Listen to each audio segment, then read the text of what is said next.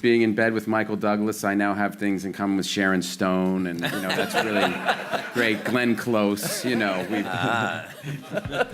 the 7th day of the International Cannes Film Festival, and the stars seem to be getting more high profile each day. Later on, we find out what Matt Damon was talking about. But first, an exclusive chat with actress Robin Wright, who was in town for the innovative film, The Congress. It's not a conventional film, to say the least. It certainly isn't. In this philosophical drama about the future of cinema, Robin plays an aging actress. We want to scan you, all of you, your body, your face, your emotions, your laughter, your tears. We want to sample you, preserve you, and we want to own this thing called Robin Wright. The studio head be this neo-Nazi Steve Jobs type about consumerism and greed and power and, yes, we will make money because you will be forever young. Although a large chunk of the film is animated, the actors still had to play out their scenes as normal. We actually had leather coats and hats, beanies, because it was so cold on the stage where we were shooting. And then they watch and they paint as they watch. They don't actually paint over the performance. They paint as they watch you. As we've seen, two of Hollywood's top-of-the-bill actors jetted out to the French Riviera, Matt Damon and Michael Douglas. I love the red carpet here. It's one of the magical moments standing up at the top. The last time was Ocean's 13, and so it'll be fun. Damon and Douglas star as a couple in Steven Soderbergh's biopic Behind the Candelabra, which tells the story of the pianist Liberace and his secret lover. Ladies and gentlemen, the star of the show, Mr.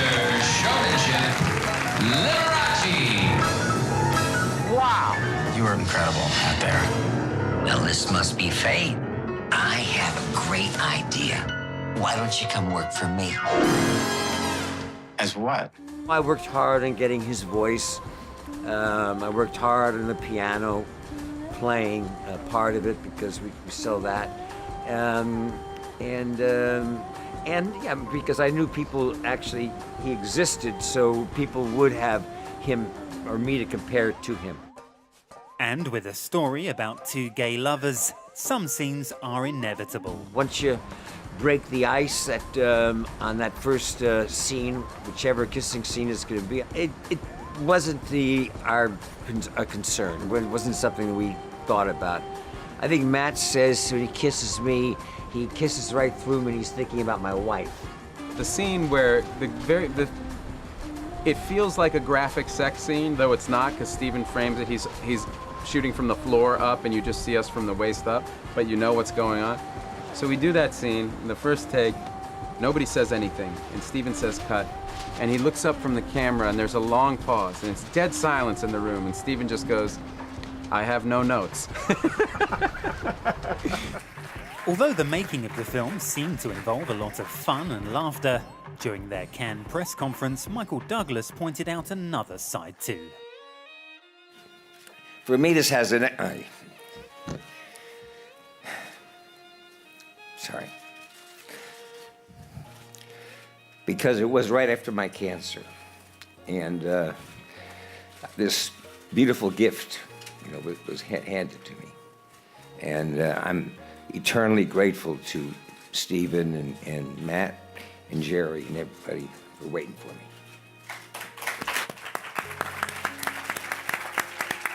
It hit me today in the how grateful I was for Steven and for Matt, because there was a point where we kind of canceled, we postponed the filming. They had said they had other commitments, but I think in truth they knew I wasn't ready, I just wasn't there. And, I had not only the cancer, but issues with my son, as you know, who's incarcerated in federal prison.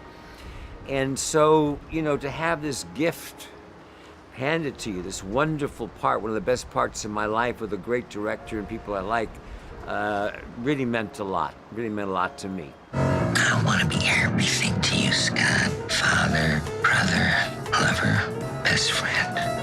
I'll do whatever you want. Jack, I want to talk to you about doing some surgery on Scott. I want you to make Scott look like this. Oh, I see. Behind the Candelabra is in competition, so maybe we'll see Steven Soderbergh, Michael Douglas and Matt Damon again on Sunday when the prestigious awards meet their new owners. For now, let's just enjoy one of the best red carpets of the festival, where the stars were seemingly in love with our camera.